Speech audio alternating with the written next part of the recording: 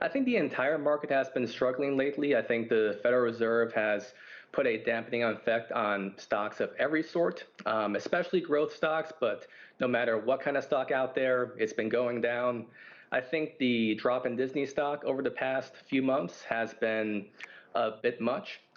Disney has some growth aspects. It has some technology aspects, especially with streaming. However, I think Disney has a lot of stable lines of business that shouldn't have fallen as far as they have. And I think that even if a recession really comes about, that a lot of Disney's business lines may be more insulated than the market is currently pricing in. No, I mean, I was just talking to our floor director here, Ron, and we were talking about the price of going to Disneyland parks, right? It's exorbitant. Anyone who's brought their kids there feels just, it doesn't feel good when you see your credit card bill.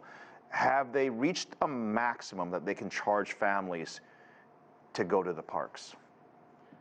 I think it's definitely a tough balance because on one hand, they want to constantly add new things to these parks, make them more and more extravagant experiences, especially with the advances now in, incorporating CGI, new rides, new everything into the parks. However, I think that cost is major. I mean, when it's such a big barrier to entry per person, and especially for a family-oriented trip where you're bringing several people to a park, I think that's big, and I think price matters. I think we see with Disney Plus, for example, that there's a lot of pricing wars right now among streaming services, including with Disney Plus, and I think that.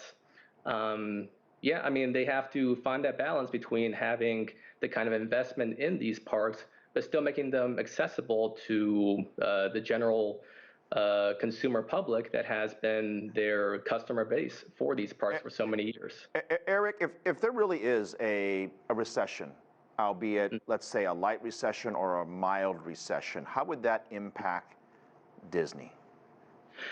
I think to some degree, definitely during a recession, consumers spend less on entertainment. I don't think they completely cut off spending on entertainment. People still want art and stories and television even during a recession. I think that actually Disney is better positioned than some other companies because Disney Plus is on such an uptrend. And so I think that streaming is actually a more recession-oriented or at least defensive line of business. And so for $10 a month for many streaming services, you can get a large library of content, and especially with Disney Plus's increasing content library, in contrast, going to a sporting event, traveling, going to parks, even going to the theater is much more expensive. And so the fact that Disney Plus has been doing so well and seems to be on a continued upwards momentum, I think means that even during a recession, it's going to give Disney a big cushion in terms of its financials. All right, fair enough. Streaming is doing well, but what's not doing well is their government relations. What happened in Florida has got to be considered a disaster, right? They want to stand up for what they believe in, the executives. Governor there fighting back. Now you have this tit-for-tat situation, which is honestly very awkward. Who's to say this doesn't spread to other areas and other places as governments kind of fight back against corporate America, if you will? Was it a mistake for Disney to do what it did? Yeah, I think on one hand, consumers, employees, investors, there is definitely a demand nowadays for companies to have some involvement on certain issues of national importance. I think that on the other hand, it's always a delicate balance. I think there's always complex political risk.